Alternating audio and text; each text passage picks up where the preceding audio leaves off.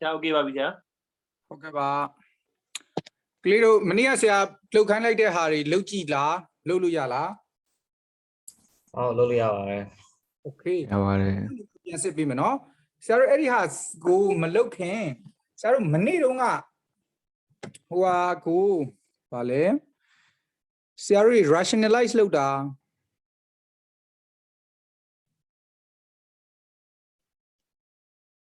Hôm đó rationalize lâu đã. Adam pi cả lima.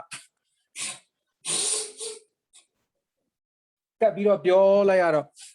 Tất chỗ cái này tây hoa confuse ဖြစ်နေလို့လေနည်းနည်းလေးထပ်ဟွာဖြစ်ချင်လို့အဲ့ဒီဟာလေးအရင်ကြည့်အောင်เนาะ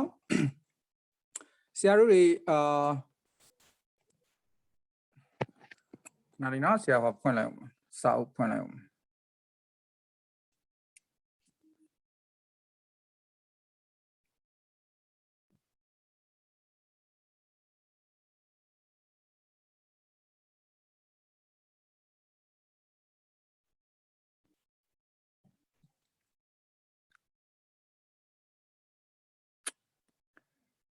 ကဲ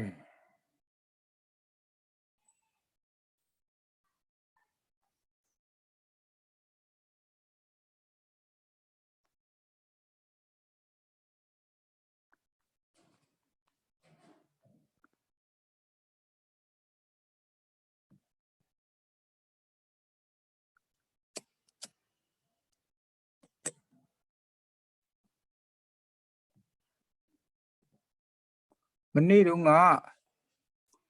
2 plus root 3 2 minus root 3ဆရာတို့မနေ့ကအဲ့ question 2ကိုလုပ်လိုက်တာ ABC ပဲလုပ်လိုက်တာเนาะဟုတ်တယ်မလားဆရာတို့ D ကိုကြည့်အောင် 4 root 2 2 root 3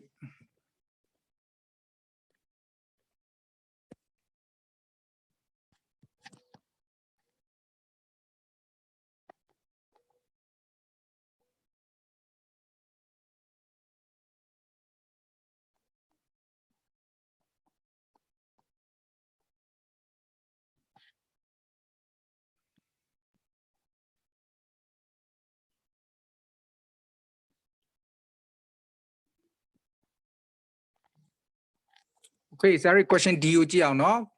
question D ကိုဆရာတို့ rationalize လုပ်မယ် rationalize လုပ်မယ်ဆိုတာက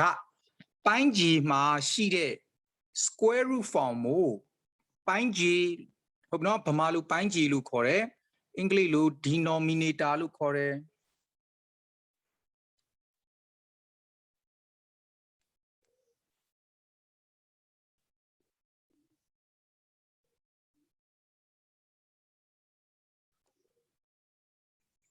ဟုတ်ပြီနော်ခဏလေးဆရာဖုန်း screen ကပါတယ်ပြင်မသိဘူးဟုတ်နော်အဲ့တော့ဆရာတို့ဒီပိုင်းကြီး denominator မှာ square root လုံးဝပျောက်သွားအောင်လို့ဖြောက်တာကိုဆရာတို့ဘာလို့ခေါ်လဲဆိုတော့ rationalize လုပ်တယ်လို့ခေါ်တယ်အဲ့တော့ပိုင်းကြီး denominator မှာ square root form လုံးဝမရှိခြင်းဘူး such form လုံးဝမရှိခြင်းဘူးအဲ့ဒါကြောင့်မလို့ဆရာတို့မြှောက်မယ်ဆိုတဲ့ခါကျရင်အဲ့ဒါကိုဖြောက်ခြင်းလဲဆိုရင်ဘာနဲ့မြှောက်ပေးရလဲဆိုတော့ conjugate pair လို့ခေါ်တဲ့အကောင်နဲ့မြှောက်ပေးရတယ် conjugate pair ဆိုတာကဆရာတို့ root 2ကိုဖြောက်ခြင်း root 2ကို square root ပျောက်သွားအောင်ဖြောက်ခြင်းအနာသား root 2နဲ့မြှောက်လိုက်ရင်ဒီကောင်က2ဆိုပြီးတော့ root ပျောက်သွားရောအဲ့ဒါကြောင့်မလို့ဆရာတို့ဘာနဲ့မြှောက်လဲဆိုတော့ root 2 သူက root 2တစ်ခုတည်းပါတာမဟုတ် root 3လည်းပါသေးတယ်အဲ့တော့ root 3နဲ့ပါမြှောက်ရ conjugate ဆိုတဲ့သဘောကဘာကိုပြောတာလဲဆိုတော့လက္ခဏာ sign ကို opposite လို့ပြောတာအလဲမှာ plus ဆိုရင်ဆရာတို့ဒီမှာ minus နဲ့မြှောက်မယ်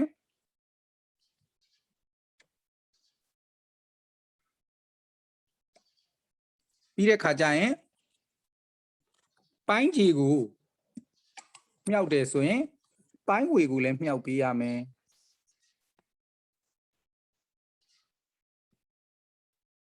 ဟုတ်ပြီနော်အဲ့ဒါမှခဏလေးကလေးတွေဆရာဖုန်းက screen up ဒါစီးထမ်းနေလို့ခဏလေးနော်ဆရာတုတ်လိုက်ခြင်းလို့ခဏလေး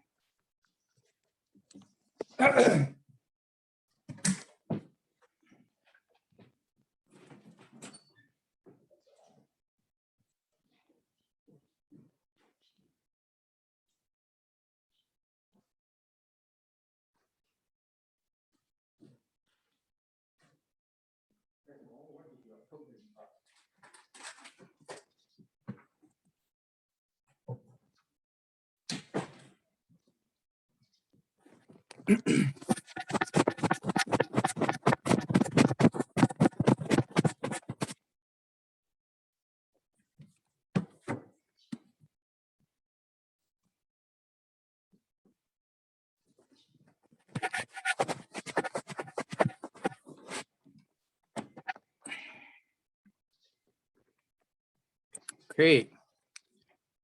别人要我零点 ဟုတ်ပြီအဲ့တော့ဒီမှာကြည့်အောင်ဆရာတို့တွေသူရဲ့ conjugate pair နဲ့မြှောက်မယ်ဟုတ်နော် √2 ဟဲ့ငါဖုန်းကလည်းဒုက္ခပဲ √3 နဲ့မြှောက်မယ်ဟုတ်နော်အဲ့လိုမြှောက်မယ်ဆိုတဲ့အခါကျရင်ဆရာတို့တွေဘာဖြစ်လဲဆိုတော့ဒီလိုဆရာတို့တွေဂွင်းမြှောက်တဲ့ပုံစံတိုင်းပဲမြှောက်မယ်နော်မနေ့တော့ဆရာကိုအဲ့ဒီဟာလေးလာမေးတဲ့ကလေးရောက်ပြီလားဟုတ်ရောက်ပြီ Okay အဲ့တော့ဆရာတို့ဒီအောင်မြှောက်မယ်ဆိုရင်ဆရာတို့ဘယ်လိုပုံစံနဲ့မြှောက်မလဲဆိုတော့ဆရာတို့ဂွင်းဥမာဆိုပါစို့ဆရာတို့ x + y x - y မြှောက်တာလိုမျိုးမြှောက်မယ်နော်ဟုတ်ပြီနော်အဲ့တော့ x + y x - y မြှောက်တာလိုမျိုးမြှောက်မယ်ဆိုရင်ဆရာတို့ဘယ်လိုမြှောက်မလဲဆိုတော့တစ်ခုချင်းစီဒီကောင်နဲ့ဒီကောင်နဲ့မြှောက်ဒီကောင်နဲ့မြှောက်ဟုတ်ပြီနော်ပြီးရင်ဒီကောင်နဲ့မြှောက်ပြီးရင်ဒီကောင်နဲ့မြှောက် distributive property ဆိုခေါ်တယ်အဲ့လိုမျိုးမြှောက်မယ်နော်အဲ့တော့အောက်ကဟာကိုမြှောက်မယ်အဲ့တော့ဆရာတို့ဒီအောက်ကဟာကဒီမှာကျန် x + y နဲ့ x - y ကိုမြှောက်ရင်မြှောက်ကြည့် x နဲ့ x နဲ့မြှောက်တာ x² ဟုတ်ပြီနော်ပြီးတဲ့ခါကျရင် x နဲ့ -y နဲ့မြှောက်တာက -xy plus y နဲ့ x နဲ့မြှောက်တာက plus yx ပြီးရင် y နဲ့ -y နဲ့မြှောက်တာက -y square အဲ့တော့ဆရာတို့ plus xy နဲ့ -y plus xy နဲ့ -xy နဲ့ကြည်သွားမယ်အဲ့တော့ဘာပဲကြံမလဲဆိုတော့ x square - y square ပဲကြံမယ်အဲ့တော့အဲ့ဒီဟာလေးအတိုင်းဆရာတို့တွေအောက်ကအောင်မြှောက်မယ်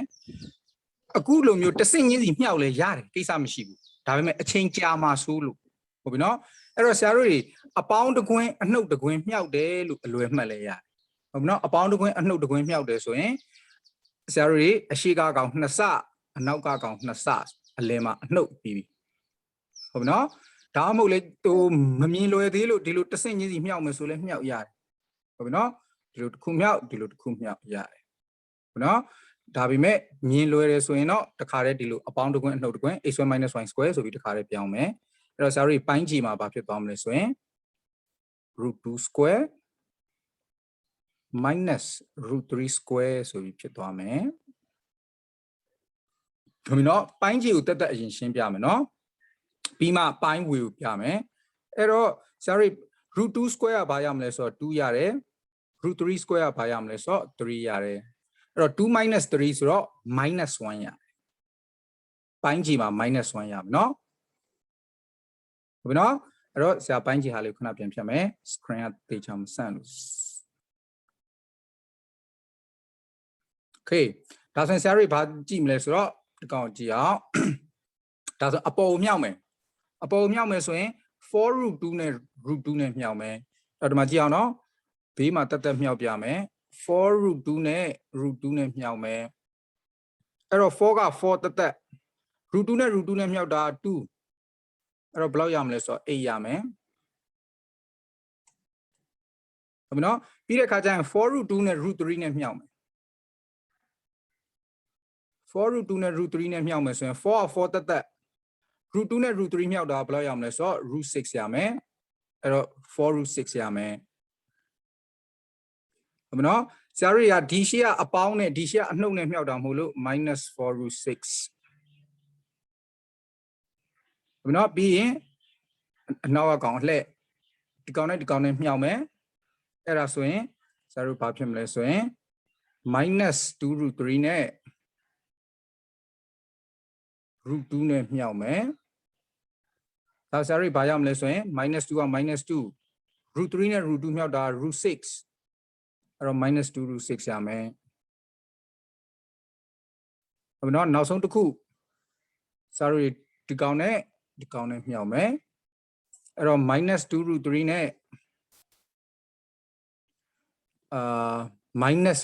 နဲ့မြောက်မယ်ဟုတ်နော်အဲ့ဒါဆိုရင် -နဲ့ cancel out ဖြစ်သွားမယ်2က2 √3 နဲ့ √3 မြောက်တာ3အဲ့တော့ဆရာတို့ဘာရမလဲဆိုတော့6 + 6ရမယ်ဆရာတို့ခုနကတော့အောက်ကဟာရှင်းတော့ x ² - y ဆွဲရှင်းတော့ -1 ရထားတယ်ဟုတ်နော်ဆရာတို့အဲ့ဒါကိုရှင်းလိုက်ရုံပဲဟုတ်နော်အဲ့ဒါဆရာတို့ရှင်းမယ်ဆိုရင်ဘာကြံမလဲဆိုရင်အပေါ်မှာ2ရာတွေရှင်းမယ်အဲ့တော့ဆရာတို့ဒီ8နဲ့6က integer တက်ရှင်းမယ်အဲ့တော့14ဟုတ်ပြီ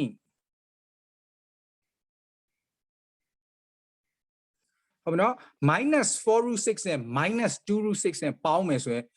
ပေါင်းတယ်ဘာလို့ပေါင်းတာလဲဆိုတော့နှစ်ခုလုံးအနှုတ်မှုလို့ -6 √6 ဟုတ်ပြီနော်ဆရာတို့အောက်မှာ -1 ရှိတယ်ဆိုတော့အကြောင်းမလို့အောက်မှာ -1 မရေးတော့ဘူးရှုပ်တယ်နော်အပေါ်တင်လိုက်မယ်ဒီလိုဖြစ်သွားမယ်အဲ့တော့ဒီလိုရေးလဲရတယ်6 √6 -14 လို့ရေးလဲရတယ်နားလေလားဘယ်အပိုင်းကိုနားမလဲဘူးလဲနားမလည်ပြောနော်ဆရာနောက်တစ်ပုဒ်ထပ်တွက်ပြမယ်နော်နားလေ question E ကိုတွက်ပြမယ်√2 2 √5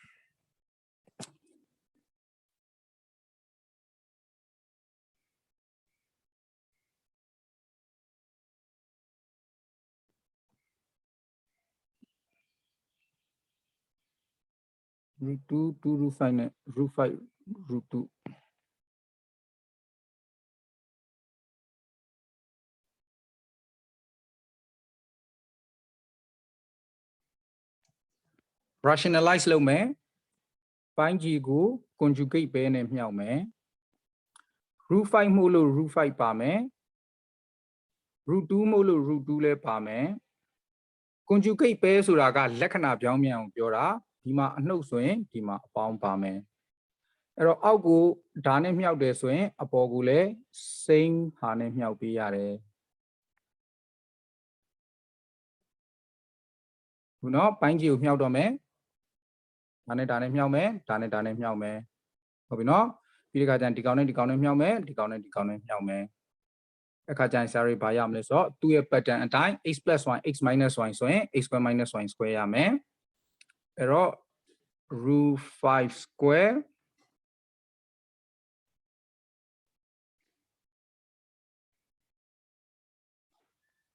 minus √2 square ရမယ်အောက်မှာ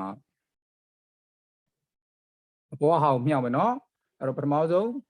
√2 နဲ့ √5 နဲ့မြှောက်မယ်အဲ့တော့ √10 ရမယ်ပြီး √2 နဲ့ √2 နဲ့မြှောက်မယ် √2 နဲ့ √2 မြှောက်တာ2ရမယ်နော်ပြီးတဲ့အခါကျရင်2 √5 နဲ့ √5 နဲ့မြှောက်မယ်မတိသေးရင်ကိုယ့်အကူဘေးမှာအပြင်လေးတွက်ကြည့်ဘေးမှာတက်2 √5 နဲ့ √5 နဲ့မြှောက်မယ်ဆိုရင်2က2တိုင်းပဲ √5 မြှောက်တာက5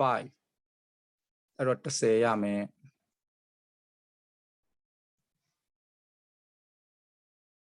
ဟုတ်ပြီနော်ပြီးရင်နောက်ဆုံးတစ်ခု2 √5 နဲ့နောက်ဆုံးကနည်းနည်းရှုပ်သွားမှာဆိုလို့ပြန်ဖြတ်လိုက်မယ်နော်2 √5 နဲ့နောက်ဆုံးက √2 နဲ့မြှောက်မယ်အဲ့တော့ sorry ဘာရမလဲဆိုတော့ plus 2 √10 ရမယ်ဒီထိနားလေတယ်နော်အောက်မှာဘာကြံမလဲဆိုရင်ဆရာတို့ဒီမှာရေးအောင်အဲ့တော့ဆရာတို့ဒီကောင်ကနှစ်ဒီ20နဲ့ဒီနှစ်နဲ့ဒီ10နဲ့ပေါင်းလို့ရတယ်အဲ့တော့ဆရာတို့ဘာဖြစ်သွားမလဲဆိုတော့12ဖြစ်သွားမယ်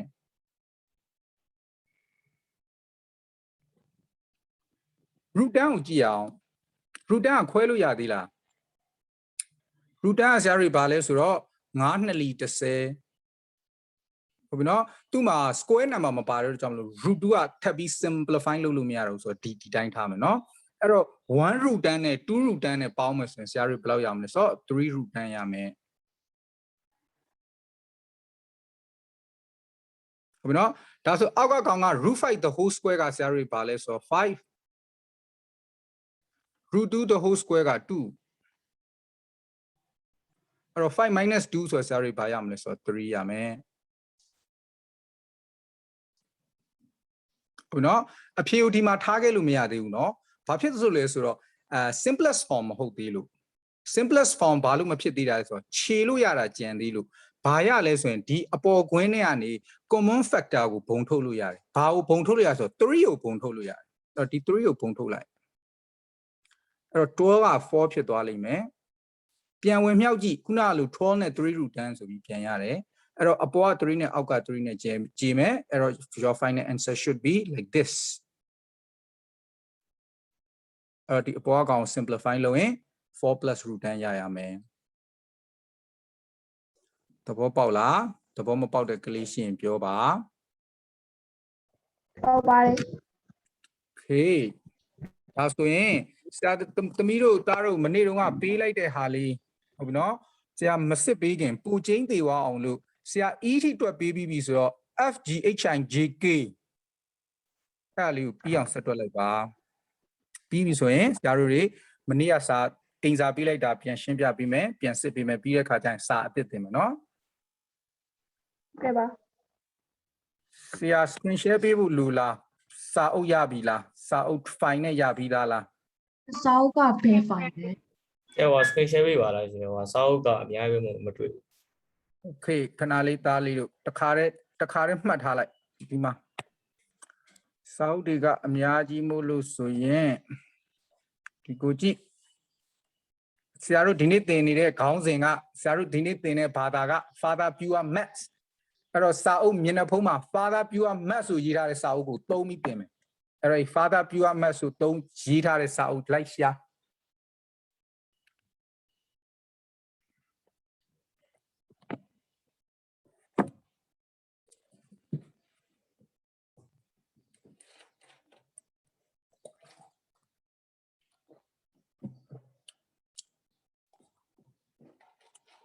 တွေ့လား ဒီပါပြီဆရာ ဆရာမတွေ့သေးဘူးခဏလေး အေးလို့ဖြည်းဖြည်းလို့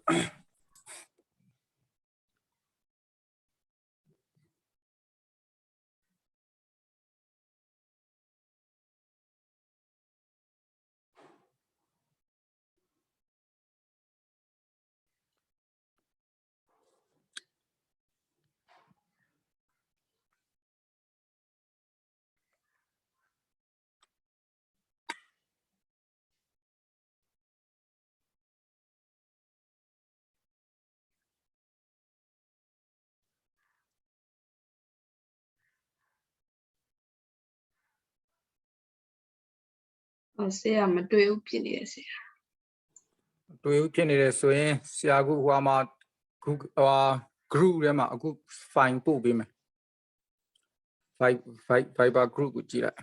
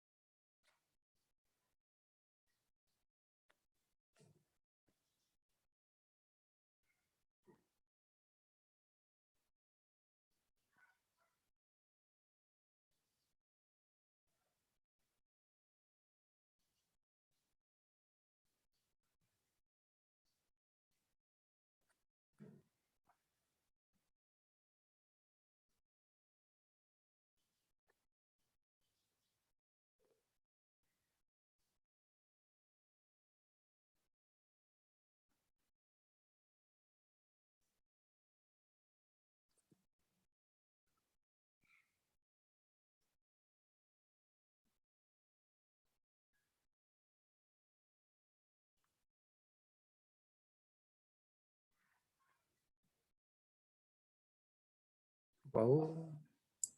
ဆရာရိုက်ဆရာ အေးအဲ့တော့အဲ့ဒီ page မှာဒါတွေမနေ့တုန်းကတွက်ထားတဲ့ ဒီမှာဟုတ်ပြီနော်ဆရာတို့မနေ့က exercise 2ဆရာ easy တွက်ပြီးသွားပြီဆရာသားတို့သမီးတို့ FGHIJK ကျန်တာတွေဆက်တွက်လိုက်အောင်နော်ပြင်မနေ့ကအင်စာရှင်းပြမယ်ပြင်စာအသစ်တင်မယ်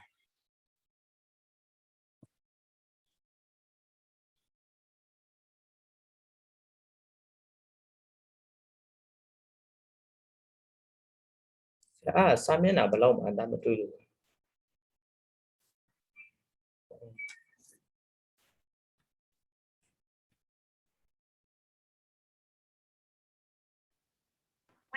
ဝင်းနဲ့စာမျက်နှာ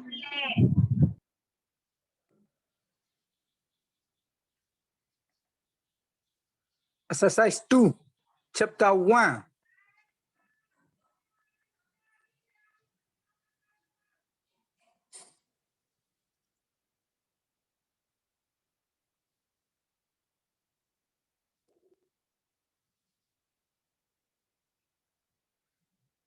တွေ့လားသားလေး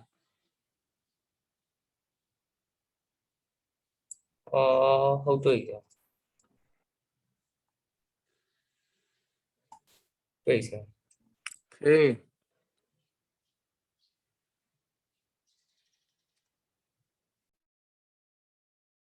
ဆရာနံပါတ်3ရဲ့ DEF ဆိုတာ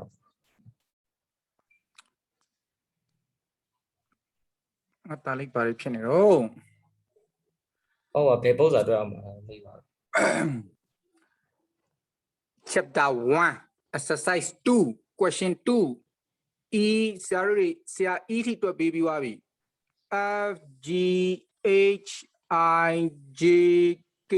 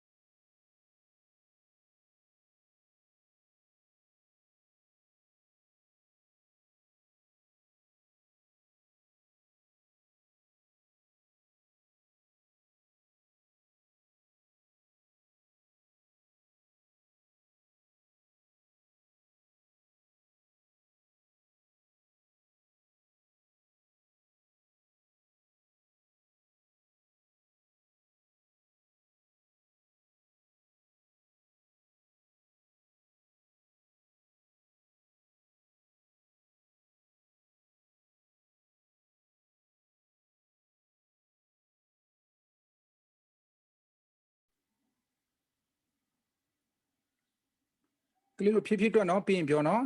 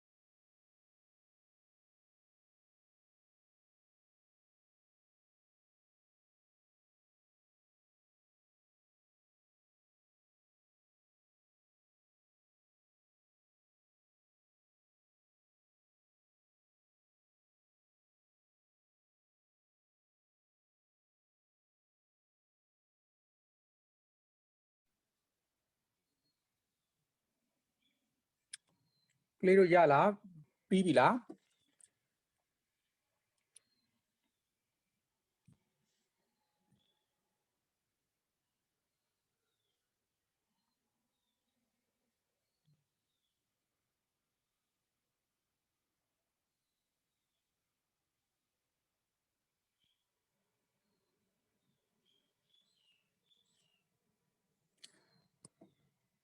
အကုန်တက်ပြီးပြီဆိုရယ်ကလေးချက်ထဲကနေလက်ထောင်ပါနော်မဟုတ်ရင်မတိပဲနဲ့ထိုင်ဆောင်နေအချိန်ကုန်မှာဆိုလို့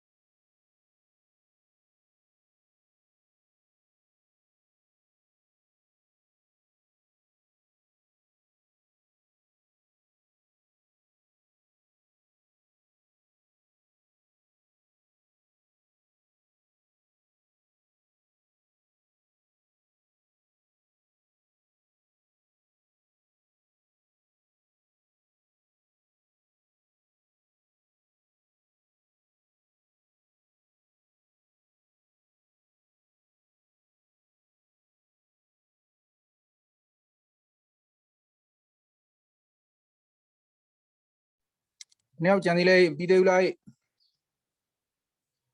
Janakalia, Mayara like Maya Pure, Mazia Purely, no.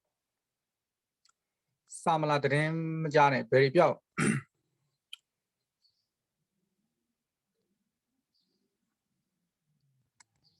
Andrew BB Susan BB, Mindan BB, Woody BB, Shintan Job BB, Janakalia. Lai wine, okay. Shoot the hot BB.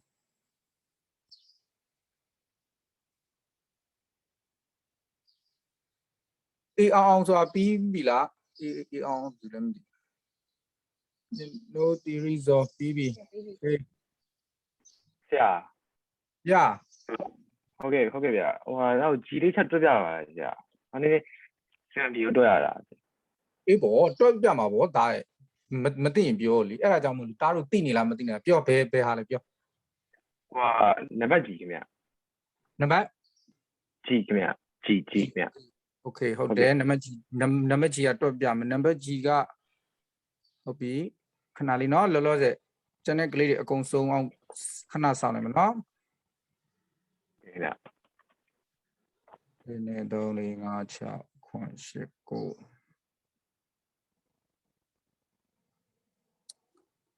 And runes say up. Okay, that's the clear Daji out, Saramaji, Satiali Piame. Mazo Yao Inji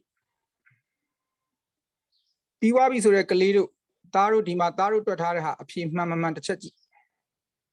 Mare about dinner, Mayare about the Pio, Sapian Shimbia Pime.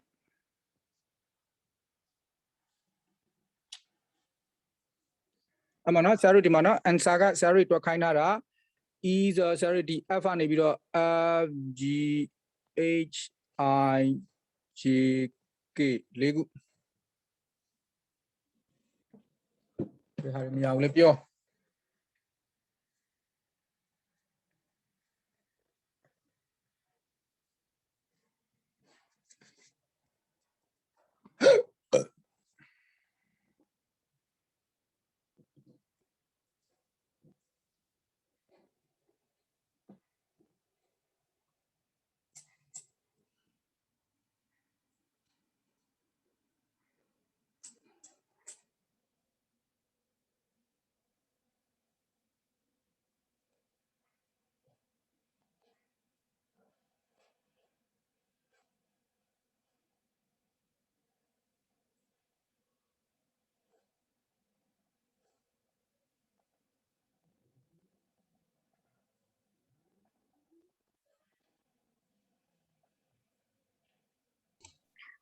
Sia.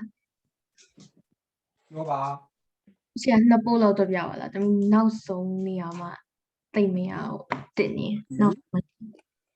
Okay. Okay, Gina H. Hopi.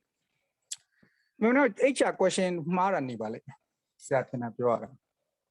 Oh, the chap are shown le. I'll say Sas G နဲ့ H နဲ့ K နဲ့ရှိ GHK Hopi. Janet Lidio Pasium le. I need to be.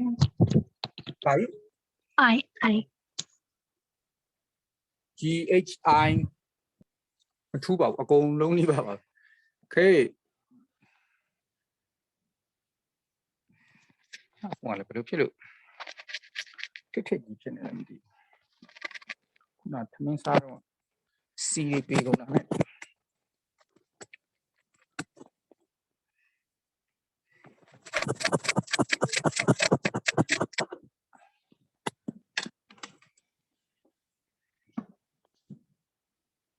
Okay.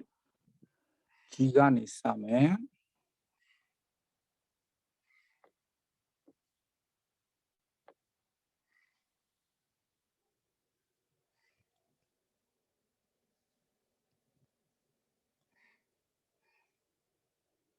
G. Okay. Root 11, 2 root 5 net, root 11, 3 root 5. Root 11, 2 root 5 net. root 11 3 root 5 sorry rationalize လုပ်မယ်ပိုင်းကြီးကို root 11 ဆိုတော့ root 11နဲ့မြှောက်မယ်3 root 5 ပါတဲ့ကြောင့်မလို့3 root 5နဲ့မြှောက်မယ်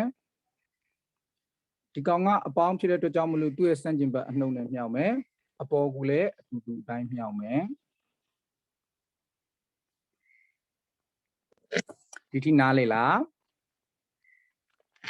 နော်အဲ့တော့ sorry ပိုင်းကြီးကိုအရင်ကြည့်အောင်ပိုင်းကြီးကိုအရင်ကြည့်မယ်နော်အဲ့တော့ပိုင်းကြီးက sorry ဘာရမလဲဆိုရင် root 11 square နဲ့ minus 3 root 5 square နဲ့ရမယ် sorry ဘာလုပ်တာလဲဆိုတော့ဒီကောင်က x plus y sorry x plus y နဲ့ x minus y နဲ့မြှောက်ရင်ဆရာတို့ x square minus y square ရတယ်ဆိုတဲ့အတိုင်းဆရာတို့ x နေရာမှာ root 11 y နေရာမှာ3 root 5ထားလိုက်တာဟုတ်ပြီနော်အဲ့ဒါလေးကမှတ်ထားနော်ဒါပိုင်းကြီး sorry ပိုင်းဝေကိုမြှောက်မယ်ဆရာတစ်လိုင်းချင်းစီပြမယ်နော် sorry 11နဲ့ root 11နဲ့မြှောက်မယ် root 11နဲ့ root 11နဲ့မြှောက်တာ11ရတယ်ဟုတ်ပြီနော်ပြီးရင် root 11နဲ့3 root 5နဲ့မြှောက်မယ်အဲ့တော့ root 11နဲ့3 root 5နဲ့မြှောက်မယ်ဆိုရင် minus 3 root 5နဲ့မြှောက်အောင်မလို့ minus 3အဲ့တော့ root 11နဲ့ root 5နဲ့မြှောက်တာက root 55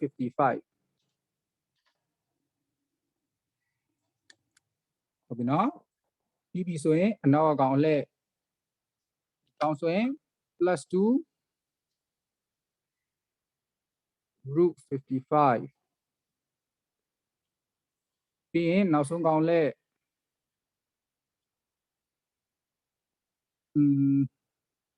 minus 6 okay အဲ့တော့ကလေးတို့မှာကျန်2 root 5နဲ့ minus 3 root 5နဲ့မြှောက်မယ်ဆိုရင်နော် integer ချင်းချင်းမြှောက်မယ်နော်2နဲ့ minus 3နဲ့မြှောက်တာ sorry ဘာရမလဲဆိုတော့ minus 6ရမယ် root 5နဲ့ root 5နဲ့မြှောက်တာ5ရမယ်အဲ့တော့ minus 30ဖြစ်မယ်နားမလည်ပြောနော် minus 30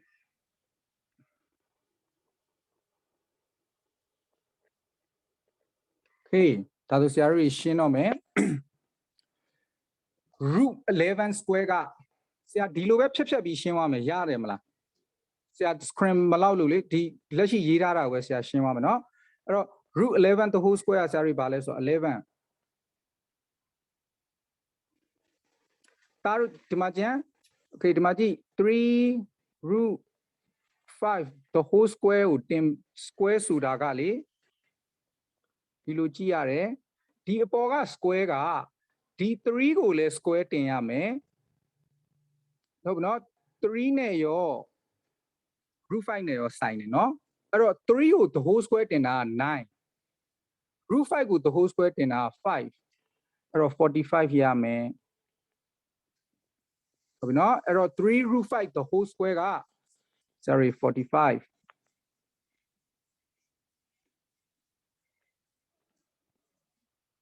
ခင်ဗျာအပေါ်အကောင်တွေကိုရှင်းရအောင်အပေါ်အကောင်တွေမှာ integer တွေ plus 11ရဲ့ minus 6ရဲ့ minus 30ရဲ့ရှင်းမယ်ဆိုရင်ဆရာတို့ minus 36နဲ့ plus 11ဆိုတော့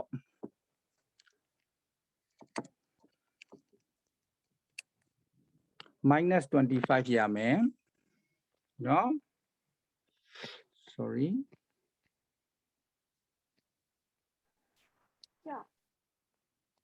ပြောသမီးလေး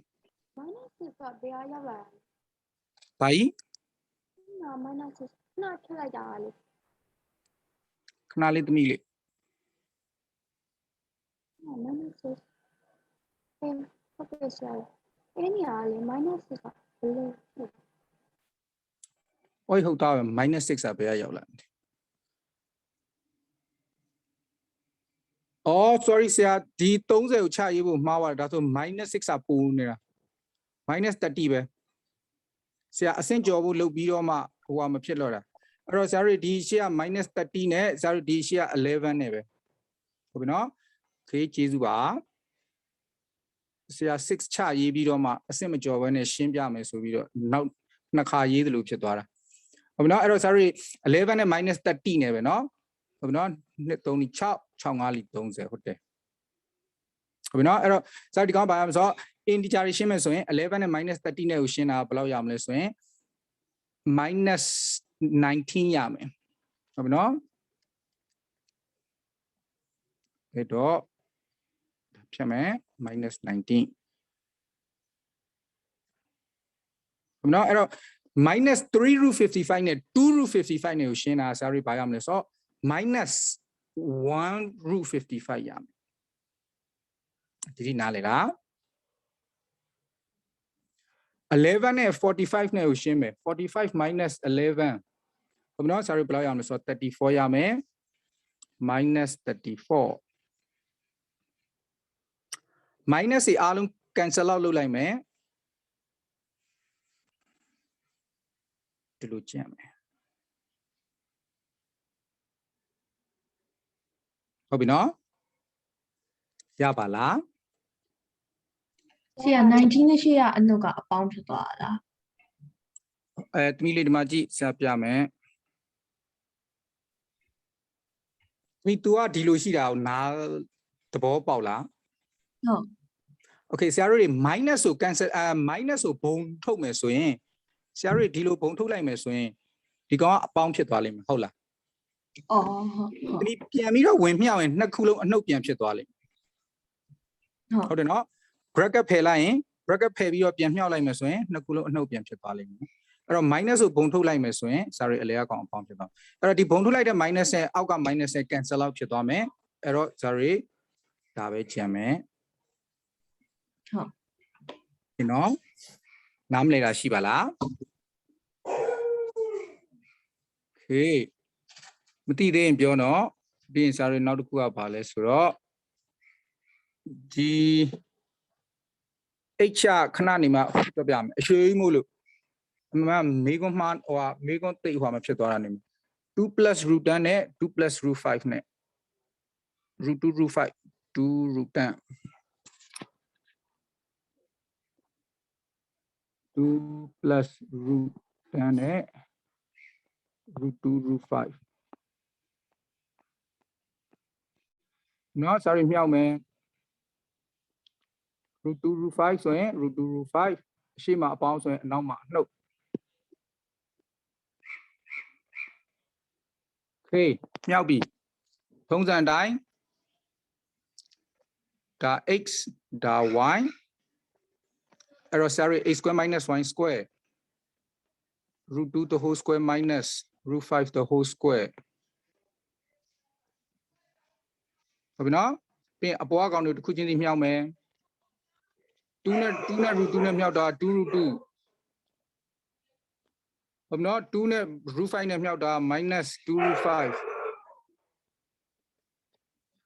ဟုတ်နော် okay အဲ့တော့ဒီနှစ်ခုမြောက်ပြီးရင်အနောက်ကနှစ်ခုမြောက်မယ်နော် root 10နဲ့ root 2နဲ့မြောက်မယ်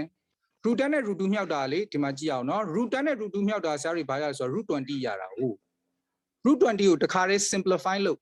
root 20ကိုဆရာတို့ square number ကိုသုံးပြီး simplify လုပ်မယ်ဆိုရင်4 5 20လို့လုပ်လို့ရတယ်အဲ့တော့ဆိုလိုတဲ့သဘောက2 root 5လို့လုပ်လို့ရတယ်အဲ့တော့ root 20လို့ရေးမယ်ဆိုတာတခါတည်း plus 2 root 5လို့ရေးခဲ့မယ်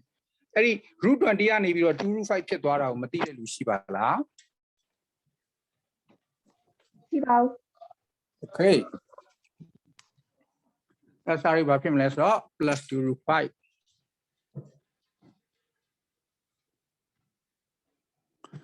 နော် 2 root 2 minus 2 root 5 2 root 5ပြီးနောက်ဆုံးတစ်ခုပဲကျန်တော့တယ်ဒါနဲ့မြောက်မယ်အဲ့တော့ခုနကတော့လိုပဲအဲ့တော့ root 10နဲ့ root 5နဲ့မြောက်ရင်ဆရာတို့ဘာရမလဲဆိုတော့ root 50ရမှာဟုတ်အဲ့ root 50ကိုတခါတည်း simplify လုပ်ခဲ့မယ် root 50ကို simplify လုပ်မယ်ဆိုရင်ဟုတ်ပြီနော် sorry square number နဲ့ simplify လုပ်မယ်ဆိုရင်25 times 2အဲ့တော့root 25က5 root 2ရမယ်အဲ့တော့ရှင်းမှာ minus ပါတော့ minus 5 root 2ဒီထိနားလေပါသလားပြီးတဲ့အခါကျရင်ဆရာတို့ plus 2 root 5နဲ့ minus 2 root 5ကြည့်မယ်ဟုတ်ပြီနော်ဒီ 2 root 2နဲ့ minus 5 root 2နဲ့ဆိုရင်ဆရာတို့ဘယ်လောက်ကြံမလဲဆိုတော့ minus 3 root 2ကြံအဲ့တော့အပေါ်မှာ minus 3 root 2ကြံမယ်အောက်ကကောင်ကြည့်အောင် root 2 square က2 root 5 square က5အဲ့ဆရာတို့ဘာကြံမလဲဆိုရင် minus 3ကြံမယ် minus နဲ့ minus နဲ့ cancel out ဖြစ်မယ်3နဲ့3နဲ့ cancel out ဖြစ်မယ်အဲ့တော့အဖြေက final answer root 2တစ်ခုလေးကြံမယ်ရတယ်နော်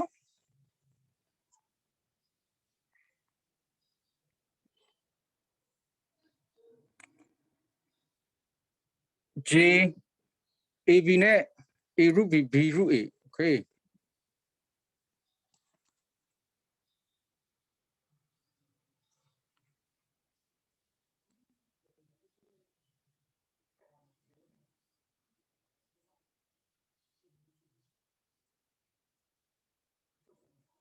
okay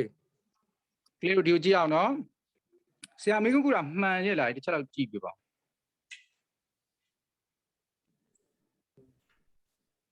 အဲ့ဒါ hey sorry rationalize လုပ်မယ်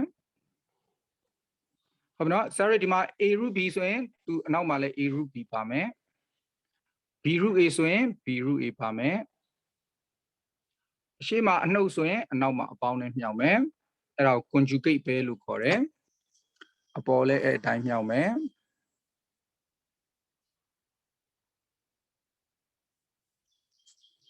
ဟုတ်နော်အောက်ကဟာကိုအရင်ရှင်းမယ်အောက်ကဟာကိုရှင်းမယ်ဆိုရင်ထုံးစံအတိုင်း x square minus y square ဆိုတော့ a root b the whole square minus b root a the whole square နားလည်တယ်နော်ပြီးရင်အပေါ်မှာ ab နဲ့ဒီကောင်နဲ့မြောက်မယ်အဲ့တော့သားတို့ဒီမှာသမီးတို့ဒီလိုကြည့်မယ်ဆိုရင် ab အမြောက်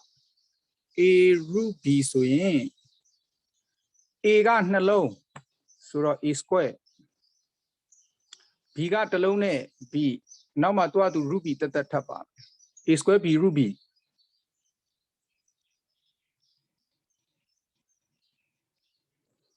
ဟုတ်ပြီနော်ပြီးရင်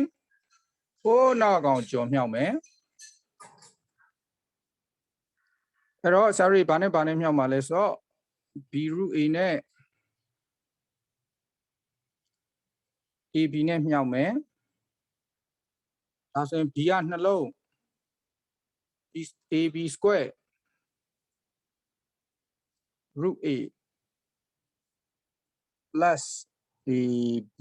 square root a ဒီထိနားလေလား နားလဲပါတယ် နားမလဲလိုက်တဲ့လူရှိရင်ပြောနော်နည်းနည်းရှုပ်မှာမဟုတ်လို့နော်အဲ့တော့အောက်ကပိုင်းကြီးကိုရှင်းတော့မယ်အောက်ကပိုင်းကြီးကိုရှင်းမယ်ဆိုရင်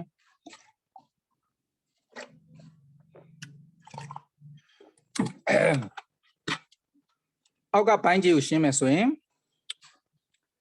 a root b square ဇာဒီဘေးမှာတက်တက်ရှင်းပြမယ်နော် different color နဲ့ရှင်းပြမယ်ရှုပ်ကုန်တော့မယ်အဲ့တော့ sorry ဒီမှာ a root b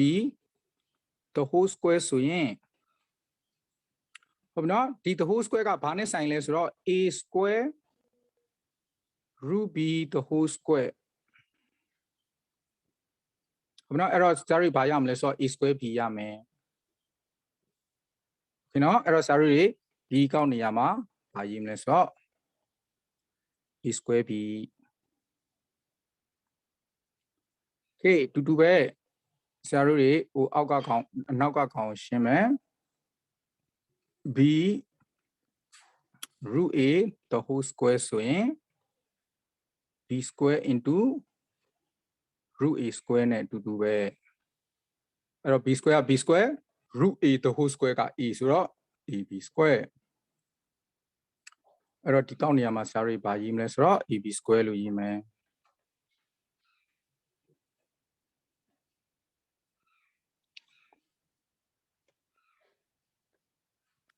ရလားဒီထိ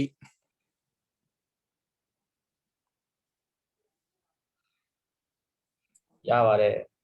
Okay အဲ့တော့ဇာတို့တွေ simplify ထပ်လုပ်လို့ရသေးရနော် simplify ထပ်လုပ်လို့ရလို့လုပ်အောင်မယ်နော်ကြည့်အောင်အပေါ်က numerator မှာဘာကိုဘုံထုတ်လို့ရလဲ AB AB ဘုံထုတ်လို့ရတယ်မှန်တယ်အဲ့တော့ဆရာတို့ဒီအပေါ်ကနေ AB ဘုံထုတ်မယ်အဲ့တော့ A တစ်လုံး B တစ်လုံးဘုံထုတ်လိုက်မယ်ဆိုရင်ဒီ A နှလုံးထဲကနေတစ်လုံးပဲကျန်မယ် B ကမကျန်တော့ဟုတ်ပြီနော်အဲ့တော့ AB ဘုံထုတ်လိုက်မယ်ဆိုရင်ဒီ A မကျန်တော့ဘူး B ကတစ်လုံးပဲကျန်တော့မယ်နားလေတယ်နော်ဆရာနည်းနည်းလေးကတ်ပြီးတော့ရေးလိုက်မယ်နော်အဲ့တော့ AB B root A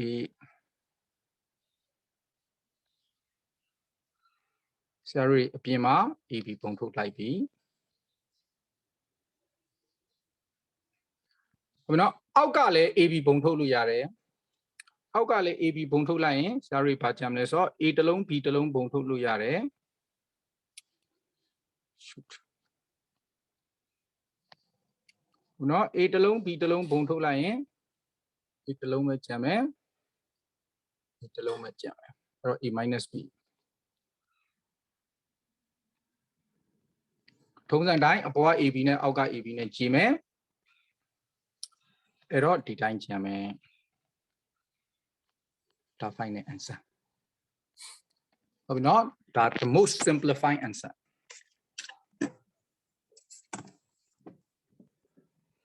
မေးစရာရှိပါလား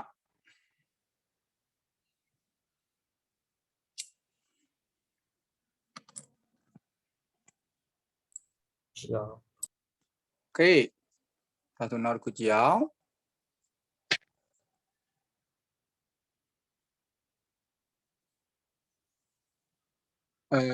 K A minus B A root B B root A နော်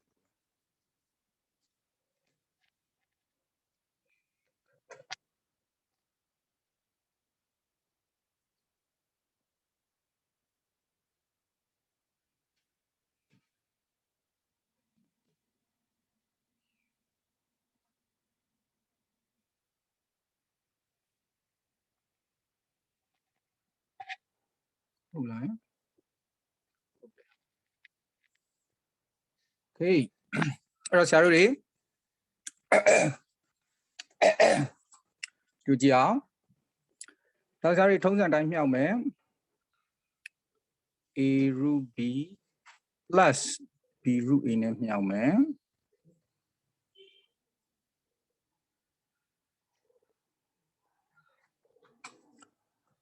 အောက်ကဘာရမလဲဆိုတော့ခုနကတော့ဆရာရှင်းပြတာနဲ့ခုနကတော့နဲ့တူတူပဲเนาะဒီကောင်က sorry ဘာရမလဲဆိုတော့ A square B နဲ့ B square A နဲ့ရမယ်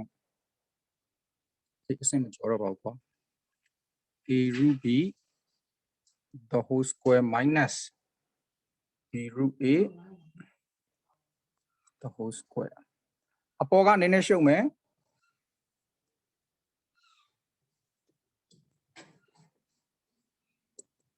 sorry ဘာရမလဲဆိုတော့ A square root B ရမယ်နောက်တစ်ခုဟုတ်နော် AB root A ရမယ်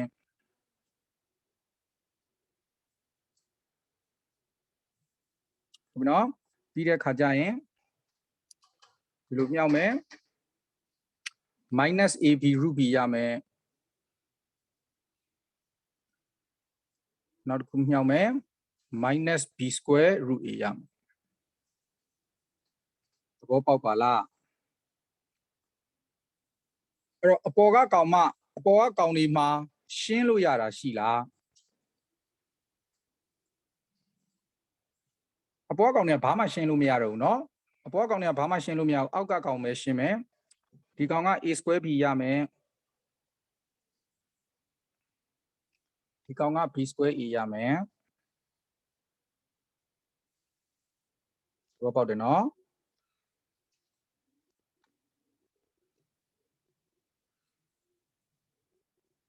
ဘာဆက်လုပ်ရမလဲ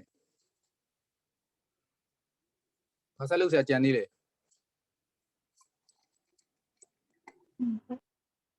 ဟမ် ဘာဆက်လို့ရသေးလဲပြီးပြီလားအဖြေကဒီမှာရက်သွားပြီလားဆက်ရှင်းလို့ရသေးလား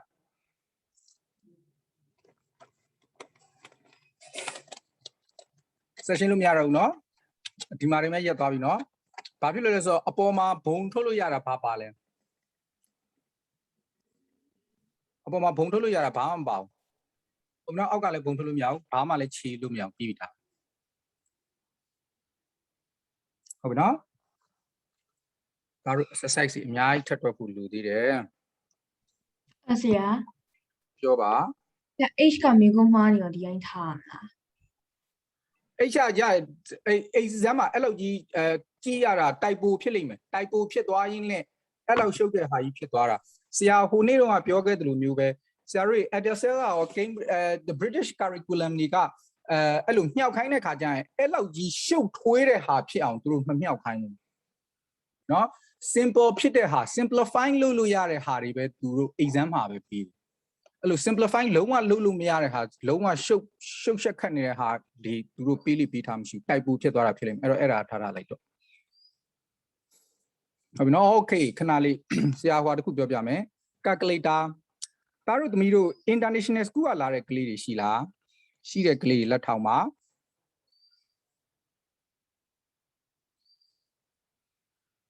အကုန်လုံးမြန်မာကျောင်းရလားလက်ထောင်ပါဆိုတာဆရာဘက်က screen ဟို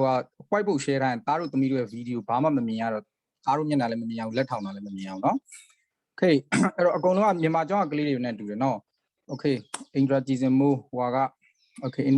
international school ကကလေးတွေကတော့ကိစ္စမရှိဘူး calculator နဲ့ရင်းနှီးပြီးသားဆိုတော့ okay ဟုတ်ပြီ theories or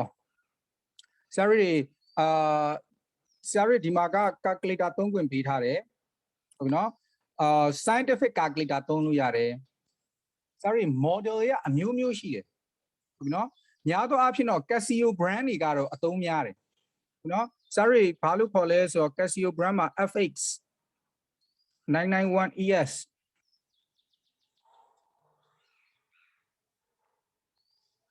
အခုနောက်ပိုင်း992 ES plus ဟုတ်ပြီနော်991 ES plus 992 ES plus ဟုတ်ပြီနော်သူကအများကြီးရှိတယ်ဟုတ်ပြီနော်ဒီကောင်တွေသုံးလို့ရတယ်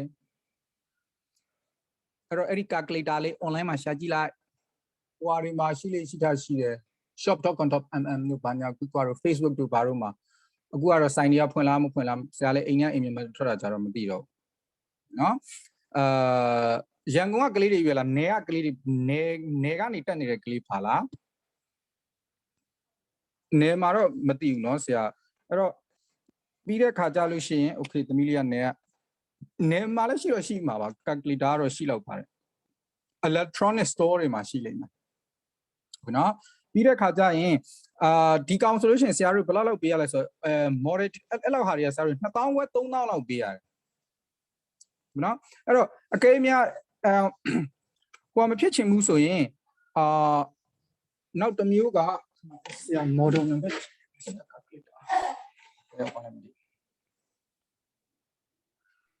82FX ဆရာကြီးကျွန်တော်ဒီဘက်ကနေ calculator ဝယ်ပြီးသူတို့ကားကိတ်ကနေပို့ပြီးလို့ရတယ်ဆရာဟုတ်အဲ့ဒါဆိုရင်တော့အဆင်ပြေတယ်ဆရာဟုတ်ကဲ့ဆရာဟုတ်ခဏလေးနော်ဆရာ calculator မောတော့တစ်ချက်ပြရမယ်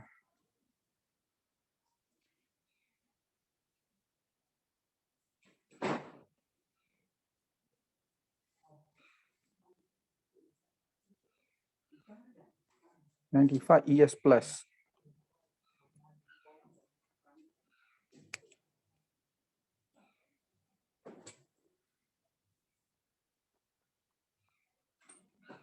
ဟုတ်နော်ဒီ model လည်းရတယ်အဓိကကွာ scientific calculator လို့ပြောလိုက်ရတယ် scientific calculator မှန်သမျှအကုန်လုံးရတယ်ဟုတ်ပြီနော်အဲ့ဒီဟာလေးနဲ့သုံးမယ်နော်အခုလောလောဆယ်တော့မလိုသေးဘူးဒါပေမဲ့နောက်ပိုင်းလိုလာလိမ့်မယ်နောက်ပိုင်းမဖြစ်မနေလိုလာလိမ့်မယ်ဒီနော်အဲ့တော့သားတို့သမီးတို့ကိုမနေ့တုန်းကဆရာ homework လုပ်ခိုင်းထားတဲ့ဟာကိုဆရာမစစ်သေးဘူးဆိုအချိန်လည်းမရှိတော့ဘူးပြီးတော့သားတို့အခုမှစာနောက်တစ်ခေါက်တေချာပြန်ရှင်းပြလိုက်ရတာဆိုတော့သားတို့နောက်တစ်ခေါက်တေချာ double check လုပ်ပြီးတော့ပြန်တွက်ကြည့်အောင်ဟုတ်ပြီနော်ဆရာ homework အသစ်ထပ်ပေးလိုက်မယ်ဟုတ်နော် မနေ့က homework ကိုဒီနေ့ပြင်မဲ့ homework ကိုကျတော့ next week ကျမှပြန်စစ်ပေးမယ်ဒီနေ့ homework ကိုဆရာ group ထဲမှာရိုက်ထည့်ပေးမယ်နော်ခဏဆောင်နော်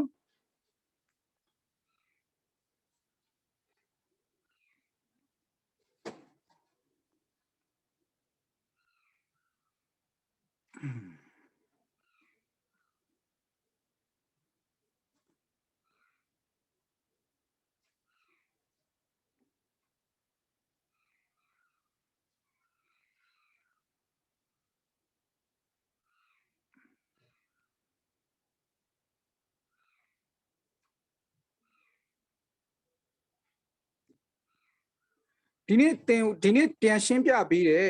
အဲ့ဒီဟိုဟာနဲ့ပတ်သက်လို့ဘာမရှင်းတာရှိသေးလဲကလေးတို့အဲ့ဒီဘာခေါ်လဲ ရှိပါဘူး စစီကိုရှင်းတာနဲ့လေ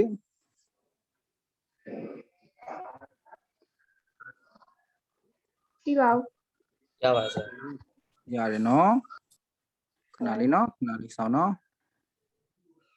1.7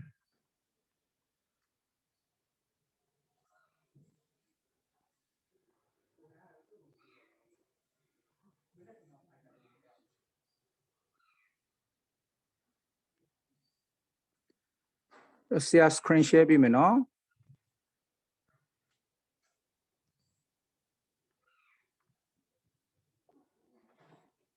ဒါတို့ SR ကိုရပြီးသားဖြစ်လိမ့်မယ်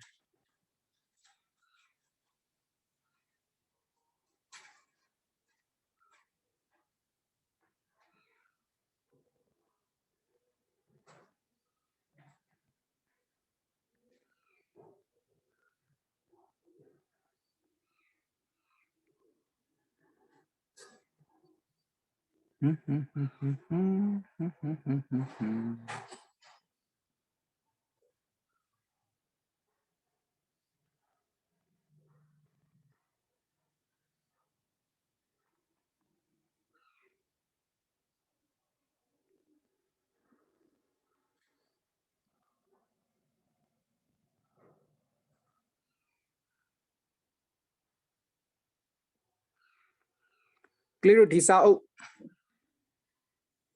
ရှိပြီးသားလားမရှိရသေးဘူးဆိုရင်မရှိသေးဘူးဆိုရင်ပြောပါဆရာဟမ် ရှိသေးဘူး ရှိသေးဘူး ဆရာမရှိသေးဘူးဆရာ မရှိသေးဘူးဆရာ မရှိသေးပါ ပြော ဘူး ပြီးစာအုပ်ပို့ပေးမယ် Google link ထဲမှာ Google Drive link ထဲမှာအဲ့စာအုပ်ပါပါတယ် Google Drive link ထဲမှာပြီးထားပါတယ် ဆရာကြီးကျွန်တော်တင်သမျှကြောင်းတိုင်းမှာဖြစ်တဲ့ပြဿနာအဲ့ဒါ Google Drive ကနေ share တဲ့ file ကိုကလေးတွေမထုတ်တတ်ဘူးအားတိုင် ဟုတ်ပါပြီဆရာရပါတယ်ဟုတ်ကဲ့ အကုန်လုံးဟိုအဲ့ဒီ Viber group လုပ်ပြီးထည့်ပေးနေရတယ် ဟုတ်ပါဆရာရတယ်ဆရာကျေးဇူးပါဆရာပြင်မဲ့မှာဆိုလို့ပါရတယ်ရှိပြီးသားပါတကယ်တော့နော်ဟုတ်ကဲ့ ကဲပါ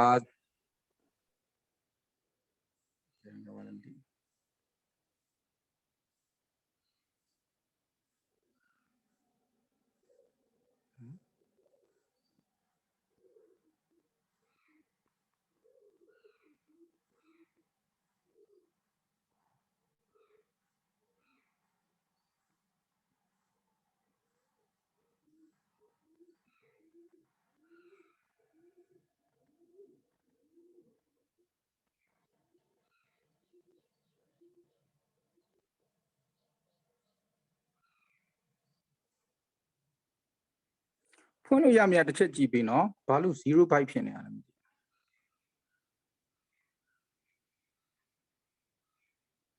ကလေးတို့တစ်ချက်လောက်ဖွင့်ကြည့်ပေးပါဖွင့်လို့ရလား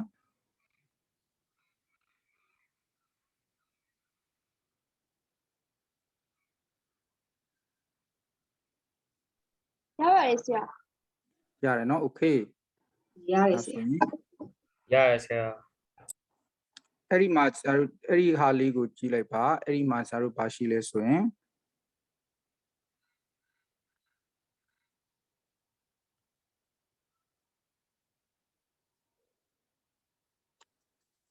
okay အမှဆရာတို့ဒီမှာဟိုဟာရှိတယ် content စီတယ် content စာနေရှာလဲရတယ်နော်ဆရာတို့ဒီ contents မှာ search ဆိုတဲ့ဟာဆရာတို့ဒီနေ့သင်တဲ့ဟာဒီမှာ page 6မှာရှိတယ်နော် page 6ဆိုသွားမယ် session က 1.7 အဲ့တော့ page 6 session 1.7ကိုတော့ဒီမှာရောက်ပြီ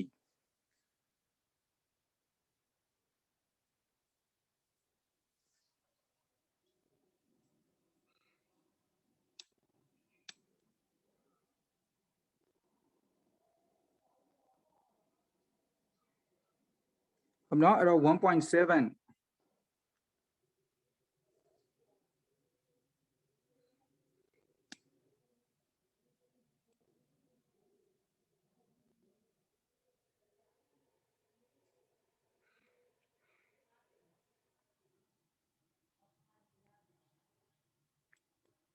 1.7 ကိုအကုန်မတွက်ဘူးနော်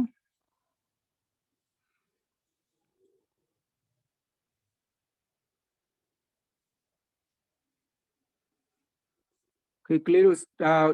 တူဝါလေးတွေ line မှတ်ပြီနော်ဆရာတို့တွေ1 2 3 4ဟုတ်နော် sorry question number တွေလောက်ရမယ် question number တွေက1 2 3 4ပြီးရင်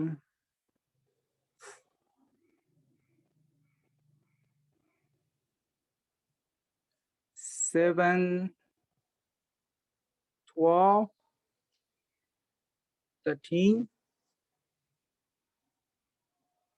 okay အဲ့ဒါ 1 2 3 4 7 12 13ဟုတ်နော် SAT session 1.7 page 6 question number 1 2 3 4 7 12 13 ရလား ရပါတယ် okay ဖြတ်ပြီနော်မှတ်ပြီးရင်ဖြတ်ပြီနော်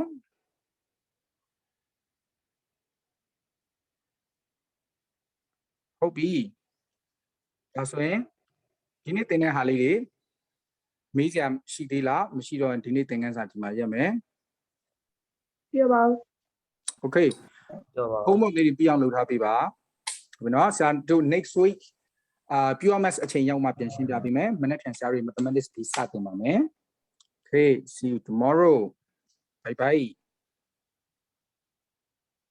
ကျေးဇူးပါဆရာ ပါရပါတယ်ဘာတွေတော့ဟဲ့